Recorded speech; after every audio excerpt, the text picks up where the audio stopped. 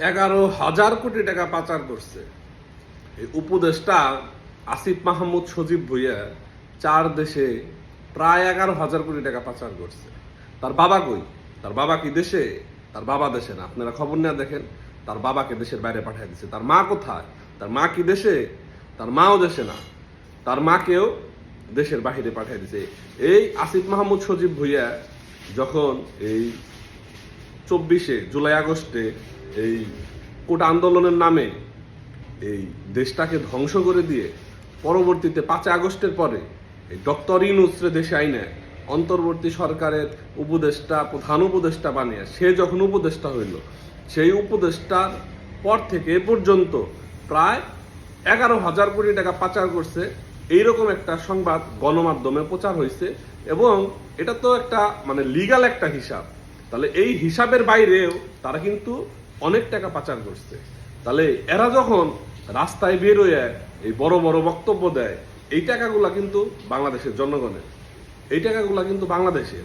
এরা বাংলাদেশের জনগণকে বেকার বানিয়ে এই টাকাগুলো আত্মসাৎ করছে। বাংলাদেশের জিনিসপাতির দ্রব্য মূল্যের ঊর্ধ্বগতি দাম বাড়িয়ে এই টাকাগুলো তারা আত্মসাৎ করছে। বাংলাদেশের জনগণের উচিত এদের বাংলাদেশের ঢাকার রাস্তাঘাটে এরা যেখানেই বেরোবে সেখানেই ধরে আইন নিজের হাতে তুলে নেওয়া। আইন কবে এদের বিচার করবে তার কোনো গ্যারান্টি আছে? কার সাথে কোন চুক্তি হয়ে রয়েছে তাকে আমরা জানি নাকি আদৌ এদের বিচার হবে না তা তো আমরা জানি না। বাংলাদেশের এই টাকাগুলো, এই 11,000 কোটি টাকা, এটা বাংলাদেশের জনগণের টাকা, বাংলাদেশ সরকারের টাকা। বাংলাদেশের মানুষ তাদের যে কষ্টে উপার্জিত যে অর্থ, সেই অর্থ তারা আত্মসাৎ করছে। এর জন্য বাংলাদেশের মানুষের উচিত এই আসিফ মাহমুদ সজীব ভুইয়ার মতো যারা এই আন্দোলন সংগ্রামের কথা বলে এই বাংলাদেশের মানুষকে ধোঁকা দিচ্ছে, বাংলাদেশের মানুষের সাথে গাদ্দারি করছে, এদেরকে নিজের হাতে বিচার করা।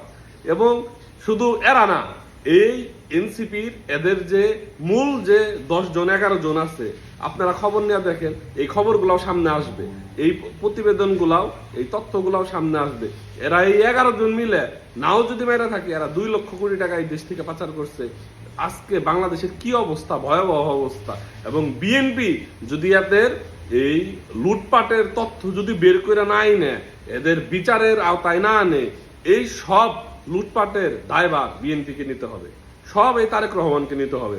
এর জন্য তারেক রহমানের এখন উচিত এই যারা এই 16-17 মাসে যে পরিমাণ অর্থ লুটপাট করছে এবং দেশ থেকে পাচার করছে, এদের প্রত্যেকটাকে ধৈর্য আইনের আওতায় এনে এই টাকাগুলো বিদেশ থেকে বাংলাদেশে ফেরত আনা।